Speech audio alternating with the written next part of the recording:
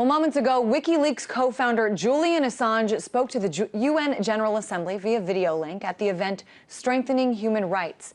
Many of you watched it. We carried it live right here on RT, and Assange really covered a wide range of topics. It must come as a surprise that the US backed its hated intelligence chief, Omar Suleiman, who we proved the US knew was a torturer, to take the realm. It must come as a surprise to all those Egyptians who heard Vice President Joseph Biden declare that Hosni Mubarak was a Democrat and that Julian Assange was a high-tech terrorist. Assange's live speech aired during the event, which was hosted by Ecuadorian Foreign Minister Ricardo Patino. Ecuador, of course, has granted Assange asylum, though he's been holed up in the Ecuadorian embassy in London for several months now as he tries to figure out a way to get out of the country without being arrested. Assange is wanted for questioning in Sweden on allegations of sexual assault and has made very clear that he fears going to Sweden not because of questioning, but because he worries he could then be extradited to the United States. Jesselyn Radack is the Director of National Security and Human Rights for the Government Accountability Project. She's also the author of the book Traitor, The Whistleblower and the American Taliban. She joins me now, and Jesselyn, let me just get your initial impressions of this speech. It was very powerful. It was not only chock full of First Amendment nuggets, but Assange was able to draw a stark contrast by holding up the mirror to what President Obama said the other day about democratic principles and freedom of speech. And he also was able to speak very eloquently about Bradley Manning. Yeah, certainly so many things discussed here. One of the things a lot of people were speculating is that Assange wanted to make sure people knew his story and knew it kind of in contrast with what we're seeing going on around the world. As expected, I guess you could say, Julian Assange went pretty hard on the U.S. As you mentioned, President Obama spoke yesterday at the UN, talking about human rights, talking about things that are important values to this country. But Assange criticized the president for, cracking down on whistleblowers. Jesselyn, this is your category. Let's hear some of what Assange had to say on this. Well, hold on one second. Sure. The US administration is in trying to erect a national regime of secrecy, a national regime of obfuscation, a regime where any government employee revealing sensitive information to a media organization can be sentenced to death, life imprisonment, or espionage, and journalists from the media organization with them. So let's talk about this. People who aren't familiar with all the whistleblower cases that have happened, what's Assange talking about? He's talking about the fact that President Obama has brought more prosecutions under the Espionage Act against people who are whistleblowers for allegedly leaking or mishandling classified information than all previous presidents combined. And not only that, he's recently made it a platform of his re-election campaign, a plank in his platform. And Julian Assange pointed out the utter hypocrisy of Obama preaching the values of a free and open democratic society while at the same time waging this unprecedented war on whistleblowers. And I think this was exacerbated by the fact that today we learned that the U.S. Air Force counterintelligence had designated Julian Assange and WikiLeaks as enemies of the state. And let's talk about that. And we can put up, we have a screen grab of the article published in the Sydney Morning Herald. As you said, declassified U.S. Air Force counterintelligence documents released under the U.S. Freedom of Information laws. And basically, they revealed that the U.S. and WikiLeaks are enemies of the state. So this isn't just a strange title for something or a designation. This means that, military personnel, for example, who communicate with Assange, communicate with or try to support WikiLeaks, could be at risk of being charged with communicating with the enemy. How serious is this? Very serious. We actually saw in the case of State Department employee Peter Van Buren, someone who linked, not leaked to WikiLeaks, but linked, the State Department go after him with both barrels and threaten at one point Espionage Act charges. Now, while that case has been resolved, there have been a number of other people who are not spies, but whistleblowers who have been charged under the Whistleblower Protection Act. Who've been charged under the Espionage Act, including Bradley Manning, including John Kiriakou, including Stephen Kim and Jeffrey Sterling. Thomas Drake, of course, beat those charges around this time last year. What was really interesting about that clip was that, in calling him an enemy of the state, they, whether they realized it or not, designated WikiLeaks as a media outlet, a publisher, and a media outlet. And that's significant because if WikiLeaks can be deemed an enemy of the state, then so can the New York Times and any other paper that reprinted WikiLeaks, and so can anyone who reads that information, who comments on it, passes it on, or themselves becomes a supporter by donating to WikiLeaks or to perhaps a Bradley Manning Defense Fund. That's so interesting. I hadn't thought about that. It's almost, that term that's used in the National Defense Authorization Act that's so controversial, an associated force.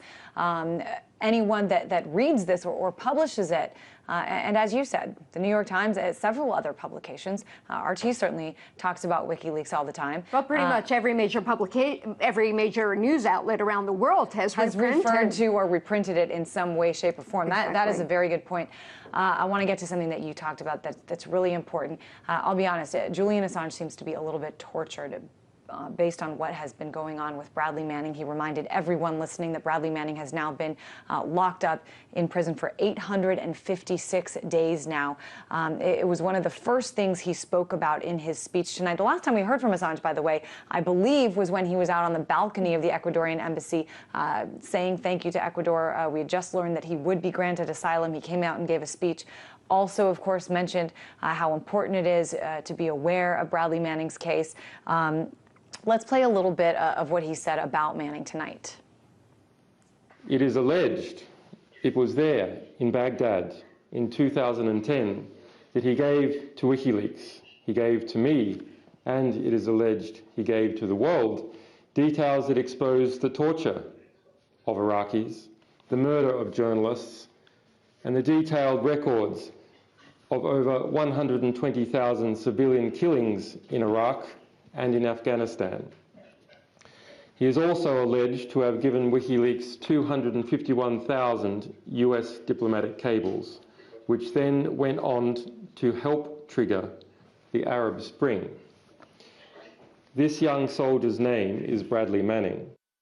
So this is just part of a timeline, really, that Assange gave, a life story of Bradley Manning, introducing the world to him, to his family story, who he was born to. This is an American. He reminded people that while Manning has been in custody for 856 days, I think he said that 120 days is the legal maximum under the Military Uniform Code of Justice. So a lot of discrepancies here pointed out by Assange. Yeah, I thought, first of all, anyone who says Assange is only about Assange is wrong. During the balcony speech that you mentioned, he went and mentioned two of my clients, Thomas Drake and John Kiriakou. And in this most recent speech, he spoke in depth about Bradley Manning, painting a very human portrait if Manning has done what he's alleged to have done, painting a really human portrait and a sympathetic picture of Manning and how really he was serving the public interest. But somehow we have made Julian Assange and Bradley Manning into the enemies of the state, and apparently society is the victim, which inverts the usual paradigm, because actually whistleblowers expose fraud, waste, abuse, and illegality in order to help the public interest. So I thought in a very masterful way, he brought that into sharp relief tonight in his speech. Assange also went into great detail, naming the several organizations that he now knows have been investigating WikiLeaks. He named the Department of Defense, CENTCOM, the U.S. forces in Iraq, CCIU, and of course the most major one being the Department of Justice and the U.S. grand jury. Talk a little bit about these investigations and how much is out there right now that we know? What evidence is there that, in fact, Assange and WikiLeaks are being investigated?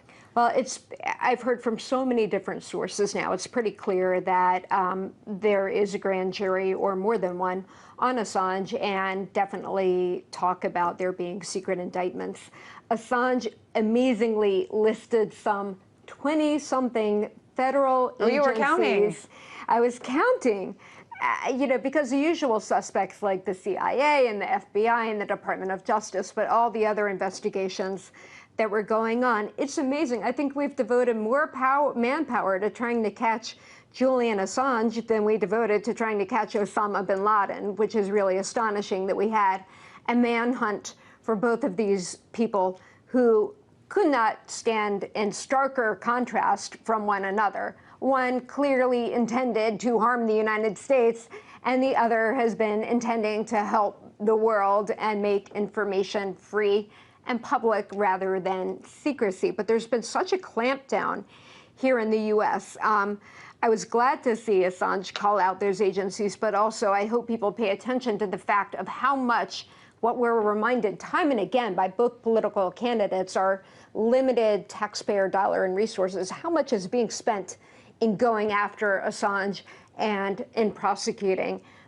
Bradley Manning. I think that's a really fair point that a lot of people probably don't think about, how many resources are going to this man, the co-founder of a whistleblowing website. That's it now as an enemy of the state, in the same category as members of Al-Qaeda, in the same category as the Taliban insurgency. So it's really interesting when you think about, kind of when you put it in this light. Talk a little bit about, Jesselyn, sort of the bigger picture here, what it means that Assange was able to speak at the UN General Assembly. I think it spoke volumes that he was able to, and that he did. He very much started off his speech by thanking the UN as, if it were not for the UN, they made it possible for him to get asylum. Asylum was granted pursuant to the Universal Declaration of Human Rights. So it was a very powerful message that he was able to speak, but also it stood in such sharp contrast to what Obama said the day before. And the glaring absence of talk about WikiLeaks or Manning or the war on whistleblowers, that is something that has not been discussed by either Romney or Obama. It is conspicuously absent from either of their conventions, and it's been such a major part of the expansion of the secrecy regime in the U.S. that is not only, just as we say Julian Assange obviously is not Osama bin Laden, Thomas Drake and John Kiriakou are not Robert Hansen or Aldrich Ames. They're whistleblowers, not spies, but they're being prosecuted under the Espionage Act for being enemies of the state, the most serious charge you can level against an American. And here they've taken that and applied the same thing to Julian Assange. Yeah, very, very interesting. As you mentioned, critical of Obama and his speech, called it a fine speech with lots of fine words. But according to Assange, those words didn't really have anything to back them. Assange wrapped up his speech before actually taking some questions by saying it's time for the U.S. to cease its persecution of WikiLeaks. A really interesting speech that we'll be talking about for several days now. Jesselyn Radack, we appreciate you coming here on such short notice to sort of break this all down from us. A really significant evening, I think. Thanks so much. I agree. Thank you.